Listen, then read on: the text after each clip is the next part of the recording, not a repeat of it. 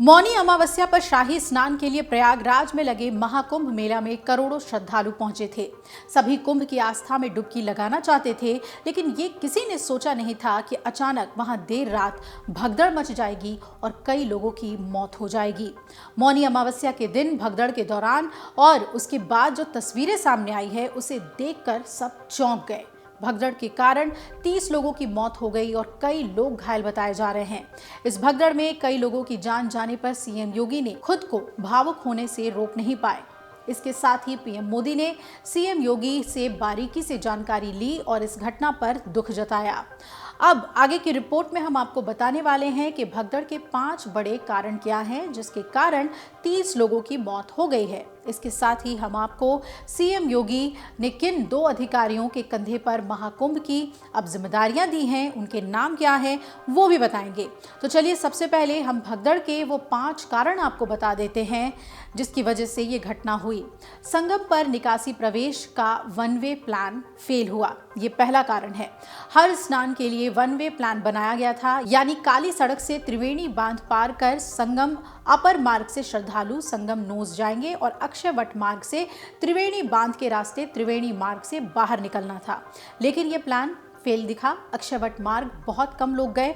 संगम अपर मार्ग पर लोगों का आना जाना बना रहा। प्रशासन की मनमानी के चलते ये हालात बिगड़े, ये कहा जा रहा है। कैसे? महाकुंभ में सड़कों को खूब चौड़ा किया गया, लेकिन उन सड़कों को ज्यादातर समय बंद रखा गया। इसके साथ ही प्रमुख मार्गों पर बैरिकेडिंग कर दी गई। इसके कारण श्रद्धालुओं को लगातार चलना पड़ा। ऐसे में लोग थक गए और संगम किनारे पहुंचकर बैठ गए और फिर बाहर जल्दी नहीं निकले। ये भी संगम की भीड़ के बढ़ने का कारण बना। और क्या कारण थे? सेक्टर 10 में ठहरी सीआईएसएफ की कंपनी। राहत और बचाव कार्य के लिए तमाम बल तैनात रहे, लेकिन सभी को अलग अलग सेक्टर्स में नहीं बसाया गया। सीआईएसएफ की कंपनी को सेक्टर नंबर 10 में ठहराया गया।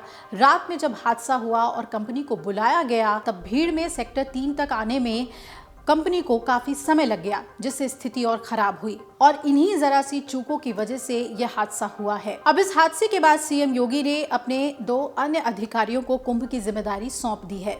मेला क्षेत्र में व्यवस्था को और बेहतर बनाने के लिए कुंभ 2019 के समय प्रयागराज में तैनात रहे 2 वरिष्ठ प्रशासनिक अधिकारियों समेत 5 विशेष सचिव स्तर और एसपी रैंक के अधिकारियों को तैनात करने का फैसला किया गया है। ये अधिकारी 12 फरवरी तक प्रयागराज में उपस्थित रहकर व्यवस्थाओं को और बेहतर बनाने में अपना सहयोग देंगे। खबरों की माने तो आशीष गोयल और भानु गोस्वामी, ये वो 2 नाम हैं जिन्होंने साल 2019 में प्रयागराज में आयोजित अर्धकुंभ का सारा इंतजाम किया था। उस समय इन दोनों अधिकारियों की जोड़ी की काफी तारीफ भी हुई थी।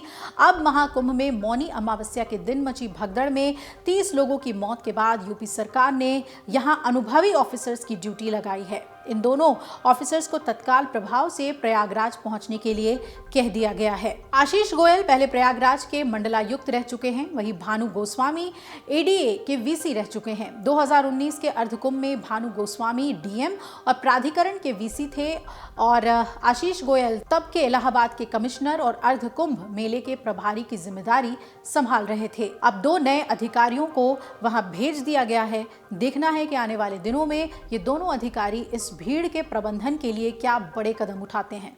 अमर उजाला जीवांजलि के सारथी की मदद लें और महाकुंभ में स्नान जरूर करें। अमर उजाला जीवांजलि के सारथी की मदद लें और महाकुंभ में स्नान जरूर करें। अमर उजाला जीवांजलि के सारथी की मदद लें और महाकुंभ में स्नान जरूर करें।